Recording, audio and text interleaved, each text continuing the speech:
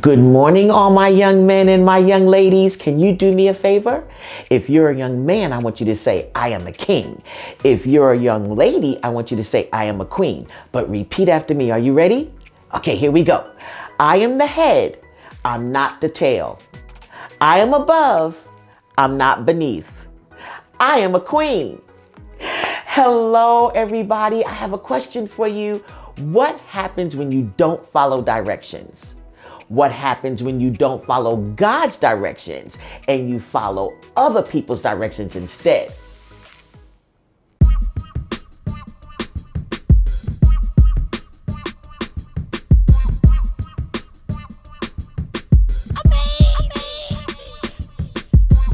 Gospelology, Gospelology, uh-oh. Gospelology, Gospelology, oh. Gospelology, Gospelology, uh-oh. Gospelology, Gospelology, oh. Gospelology, Gospelology, uh-oh. Gospelology, Gospelology, oh.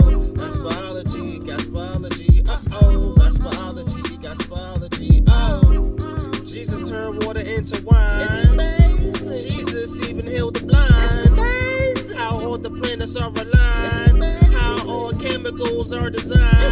Teaching the gospel with a scientific twist. All of his miracles are magnificent. Teaching the gospel with a scientific twist. All of his miracles are magnificent. Oh, Gospelology, Gospelology. Hello, all my kings and queens. Welcome to the Gospelology Show Bible School Moment.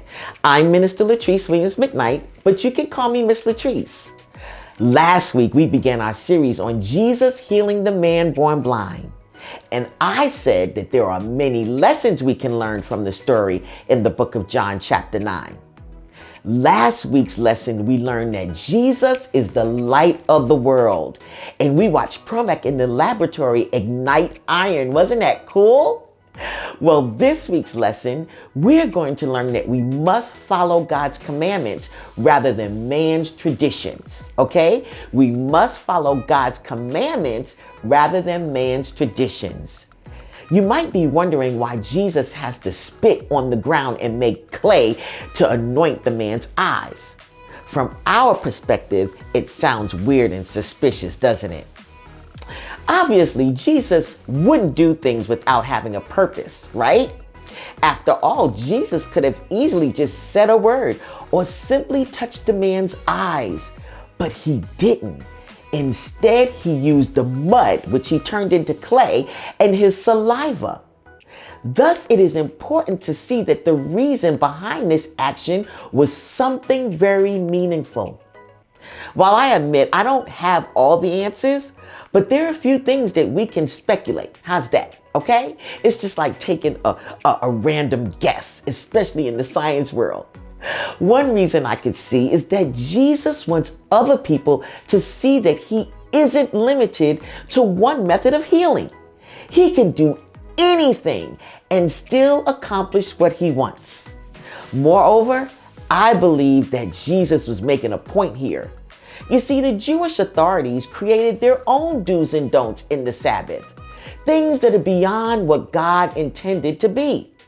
Instead of calling the Sabbath day a delight because of the many traditions that the religious leaders had put on it, the Sabbath day became a burden. It was like, don't do this, do that, or you can't do this, you can only do that, or you can have this and you can't have that. It was crazy. It was the Sabbath day when Christ healed the blind man. But the Jewish leaders taught that healing was prohibited on the Sabbath day. And prohibited means that you weren't supposed to do it. And see, not only was the healing prohibited, but making clay was also deemed to be a Sabbath day violation. So let's do this. Let's go ahead and read where we left off last week. Remember, we left off at verse 12. So this week we're going to be in John chapter 9, verses 13 through 25. Let's read. This is Jesus, aka King of Kings, aka Lord of Lords, aka Prince of Peace. You get it. After Jesus healed the blind man, the man who was once blind went and told everyone. The people brought him to the Pharisees. Now, the day on which Jesus healed the man was a Sabbath. and that was to them a no-no. So the Pharisees asked, "Who healed you?" The man said, "Jesus put mud on my eyes, and I washed, and now I see." Some of the Pharisees said, "He's a fake. He does not keep the Sabbath." But others asked, "How can a sinner perform such signs?" So they were divided. Then they turned again to the blind man. "What have you to say about him? It was your eyes he opened." The man replied, "He is a prophet." They still did not believe that he had been blind and had received his sight until they sent for the man's parents. "Is this your son?" they asked. "Is this the one you say was born blind? How is it that now he can see?" "We know he is our son," the parents answered, "and we know he was born blind. But how can he see now? Or who opened his eyes? We don't know. Ask him. He is of age. He will speak for himself." His parents said this because they were afraid of the Jewish leaders, who already had decided that anyone who acknowledged that Jesus was the Messiah would be put out of the synagogue. That was why his parents said, "He is of age. Ask him." A second time, they summoned the man who had been blind. "Give glory to God by telling the truth," they said. "We know this man is a sinner." He replied, "Whether he is a sinner or not, I don't know. One thing I do know, I was blind, but now I see."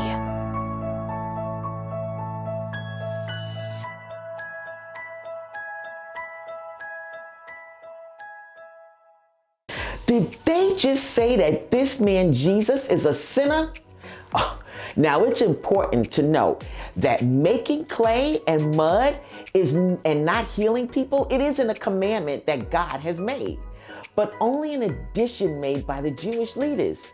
You see, Jesus Christ sees this as an opportunity to show the religious leaders and the people around him how they made the Sabbath a burden rather than a delight. For the record, Jesus did not break the Sabbath command, but what he broke instead is the tradition of man that is contrary to what God actually commands. When it comes to choosing between God's commandments and traditions, Christ quoted the prophet Isaiah, and he said this in Matthew 15:8. "The people honors me with their lips, but their heart is far from me, and in vain they worship me." When I think about this, I think about how we are not honoring God a lot when we sit here and have all of this pollution in the earth. You remember early in the Bible, at the very beginning, God told Adam to take care of the earth and the animals. And a lot of times what we're doing now, boys and girls, it's so much pollution that it's messing up the earth. It's killing the things that we love to see, animals and plants, and it's even polluting our water. And we have what's called acid rain. Yeah. Now see, acid rain can sometimes be good because it actually balances the pH levels, but because of all the things that we're doing in the world, it's actually messing it up. But I want Promac to tell you a little bit more about it, okay? Are you ready? Yo, Promac, come on, tell them about acid rain. Hello, boys and girls out there in TV land. Well, do you know what causes acid rain? Acid rain is caused by a chemical reaction that begins with compounds like sulfur dioxide and nitrogen oxides. They are released in the air. And see, these substances can rise very high in the air. Yep, into the atmosphere where they mix and react with water, oxygen, and other chemicals to form more acidic pollutants. And you see what happens is all of the things that are going on in the earth that humans are sending into the air, like car fumes and gases and smoke from factories, all of these human activities are the main cause of acid rain. Over the past few decades, humans have released so many different chemicals into the air that they changed the mix of gases in the atmosphere. Power plants release the majority of sulfur dioxide and much of the nitrogen oxide when they burn fossil fuels, such as coal, to produce electricity. In addition to the exhaust from cars, trucks, buses, release all of these nitrogen oxides and sulfur dioxide into the air. These pollutants cause acid rain. So that's why it's so important for us to understand that nature depends on its balance. Because if we don't have balance, then we have all of the things that we love dying. So Promet wants to make sure that you conserve everything that you can, to make sure we throw away our plastics, to make sure we don't burn too much fossil fuels and all of that stuff, so that our lakes and trees and rivers and animals can be safe, because Promet wants to live in a happy world. Now, when you come in the laboratory today, you're actually going to see me tame acid rain. So let's go back to Miss Latrice as she introduces something really important. Wow, well, thank you, Promac. I am so excited to get into the laboratory today where we're going to see Promac tame acid rain. But before we go into the laboratory, don't forget, every week we have a scientist in residence. That's right, each week you're going to learn all about a great scientist and all the amazing things that they're going to do. I can't wait to see who our scientist in residence is this week. After that, you'll go right into the lab with Promac.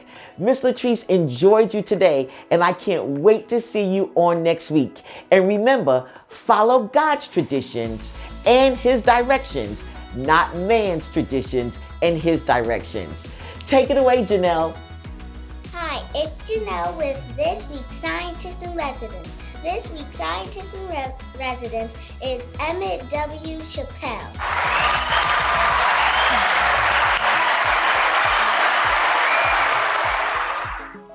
Emmett found out chemicals produce light when mixed with certain materials from living cells. He also found a way to determine the health of plants. Emmett helped build an oxygen supply for astronauts. Emmett W. Chappell, environmental scientist and biochemist. He received a master's degree from University of Washington, a recipient of 14 U.S. patents. He inducted into the National Inventors Hall of Fame in 2007. He worked at NASA for 34 years and received the Exceptional Scientific Achievement Medal for his work.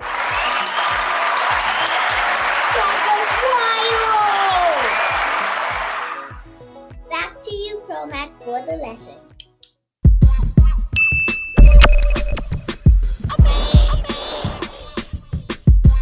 Gospelology, Gospelology, uh-oh, Gospelology.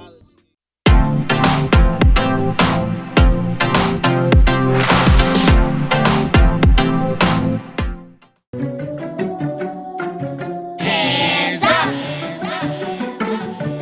Now clap!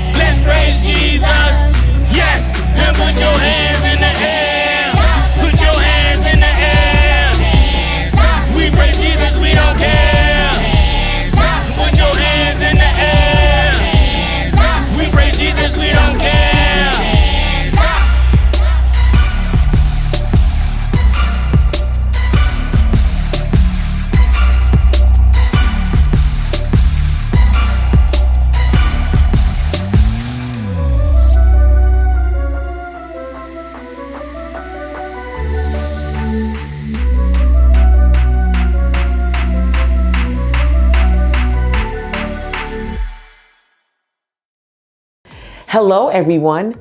Boys and girls, I'm so excited that you're here with Miss Latrice in the Gospelology lab, here to learn how you can make your very own ProMac glasses.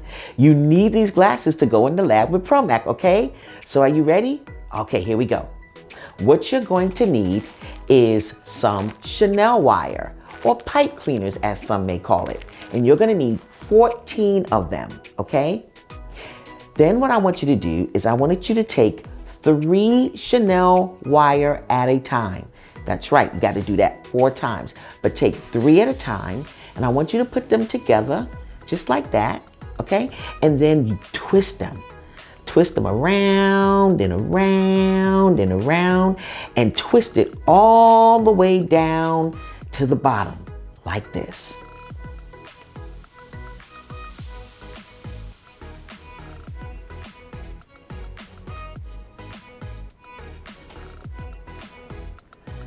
After you finish twisting, it should look just like this. Now, I want you to twist 4 of your Chanel wire sets into pipe cleaner combinations that look like this. So you see I have 1, 2, 3, and 4. And the cool thing is that you can use any colors that you like. Now what I want you to do is take 1 of the groups, and I want you to fold it in a circle like this. Now, some of you may have... Hello, everybody out there in internet land. It's me, Professor McKnight again, better known as ProMac. I'm so happy to see all of you boys and girls today. You know, ProMac has some great experiments that she'd like to share with you here in her Gospelology lab. That's right, Gospelology. You know, Gospelology, where we teach the gospel of Jesus Christ with a little scientific twist. And I'm so excited to be joining you today. Well, today we're going to be taming acid rain. That's right, we're going to talk about a little bit of acid rain because I wanted to share with you how awesome water is and how awesome we can take things and actually fix them. But not really us, but everything is done by God. And so I wanted to show you how you can actually take some acid rain and fix it. And I'm going to share with you a little bit about acid rain and how it affects our earth and how it even can affect us. But what I want to do first is I want to change my white flower here into becoming a blue flower. And I'm going to use some Thymo blue. That's right. I'm going to just take it and I'm going to saturate my petals a little bit. Just moisturize them just a tad bit. Oh, look at there. Oh, look at there. Oh, it's actually looking purplish, but a little blue. So we're going to do each petal so that my flower can actually be a blue flower now. Okay? How does that look to you, boys and girls? Oh, we got a petal over there.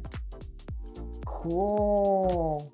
Well, now my flower is blue. That's right. Now, you remember I said I wanted to actually tame acid rain? And so when I say acid, you know, I'm talking about things like citric acid.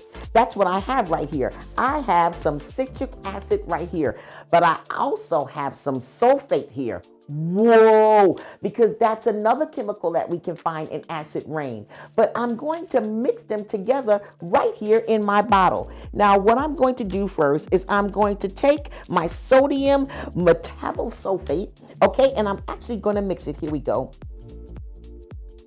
I'm actually going to use just 1 big spoon of this one, and I'm actually going to pour it right there. Okay, and then I'm going to take 2 big spoons of my citric acid, I believe, yep, right here. That's 1. And there is 2. Okay, and there I have mixed my formula. Now, what I want to do is I'm actually going to boil it, okay? I'm actually going to put it inside here and do a little bit of boiling of this right here. So I'm actually going to light my candle underneath my burner, okay? And let's get under there really good. There's my little candle. Okay. Okay, now my candle is burning. And now what I'm going to do is I'm actually going to put my beaker on top of my burner. And now what I'm going to do is I'm actually going to take my blue flower and stick it right inside. And let's see what happens. Now, what I think is going to happen is we're going to have a reaction between the citric acid and the sulfate, and it's actually going to happen. I actually see the reaction happening already, guys. Whoa! And that's what's actually going to happen. What I thought. The reaction is going to cause our flower to turn a totally different color. And it looks like it's like the red is breathing. I can see it breathe. It's so cool. Oh my goodness. It's actually going to turn. But while it's turning, let me share something with you. As you probably guessed, the obvious culprit in here is actually changing the flour. It's actually the sulfate in it. It's the gas that's in it. And it's actually changing our flour. It's like how we manage our pH indicator. That's what it looks like, and it's actually changing it. But actually, when we think about change, we also think about our Bible story and how Jesus helped the blind man to see, where he actually changed him. So I'm going to sit back and I want you guys to watch before your eyes how this actually changes.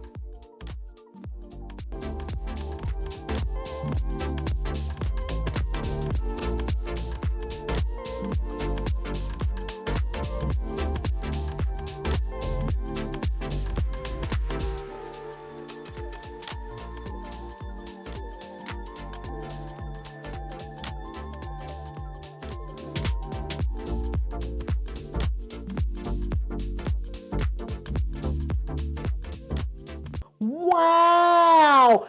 Look at there, boys and girls. Our blue flower actually turned red. Isn't this amazing? You know what? I would really love for us to jump over in Bible Land and learn more about our story today. Would you like that? Are you ready? Let's go on 3. 1, 2, 3. Hello, boys and girls. Here we are back in Bible Land. That's right. Promac had so much fun with you in the laboratory. Woohoo! It was amazing. Well, guess what? We're going to keep talking about the transformation of the young man who was blind. That's right. He was born blind, and then Jesus healed him. Wasn't that cool? In our last episode, we talked about Jesus spitting in the mud and then making a mud pie or whatever, and then slapping it on his eyes. That's right. And then he washed his eyes out and he could see again. Yes. Now he could physically see. What I mean by physically see, he could see the trees, he could see the water, he could see all of the great things that God created, but he also had what we call spiritual blindness. That's right. He didn't know Jesus as his forever friend yet. But after Jesus healed him, oh my goodness, he was ready to tell everybody about what Jesus did for him. And so when he went into the town, he told the Pharisees, and you'll find all of this in the rest of the story. That's right. I want you to go to John and 9. That's right. The book of John and chapter 9. And you can read all the way after what we talked about in our verse number 12. Go all the way down to like 43. Oh my goodness, wait till you see the story. What happens in the story after that is that the Pharisees got a hold of this information. Yep, they found out that there was somebody healing on the Sabbath day. Ooh, and you remember Jesus said that any time when there's work to do for the Lord, it doesn't matter whether it's day or night, because Jesus is the light of the world. Well, the Pharisees, they didn't like that. They said, you're not supposed to do no work on the Sabbath day. But the blind man said, I don't know all about that. All I know is that Jesus healed me. And the Pharisees were angry. So they went to his parents and they were like, do you know anything about this? And the parents was like, we don't know nothing. Only thing that we know is that he was born blind. We don't know anything about this healing. So they started to look and blame stuff on everybody else. That's right, boys and girls. Everybody was saying, we don't know nothing about what happened. But you know what? That blind man stood his grounds because now Jesus was his forever friend, and he didn't care what nobody said. And that's what I loved about it. Other people weren't trying to be held accountable for nothing. But you know what? This blind man said, I don't care what nobody says. Jesus is my forever friend, and he healed me. Ooh, and I'm so happy about that. And Jesus could do the same thing for you. He could be your forever friend. That's right, boys and girls. All you have to do is say your ABCs of salvation. You remember those? Just A, admit that you have sinned. And then B, believe that Jesus died on the cross for your sins. And then C, choose and confess. That's right. Choose Jesus as your forever friend and confess that he is Lord. So all you have to do is pray that prayer, and I'll pray it with you. Is it okay? Come on, join me here in Bible Land and say your ABCs of salvation. Let's go. Hello, God. It's me again, and I'm here with some boys and girls who want to make Jesus their forever friend. So, Lord, right now, they A, admit that they have sinned, and then they B, believe that your son Jesus died on the cross for their sins, and they C, choose and confess. That's right. They choose Jesus as their forever friend, and they confess that he is Lord. So today, we thank you for having this opportunity to make Jesus our forever friend. Amen. Boys and girls, guess what? You're just like that flower in the laboratory. You're transforming into a beautiful child of God. Promac loves you, and I can't wait to hear all about what Jesus is doing in your life. I'll talk to you in our next episode here at Gospelology. Bye-bye.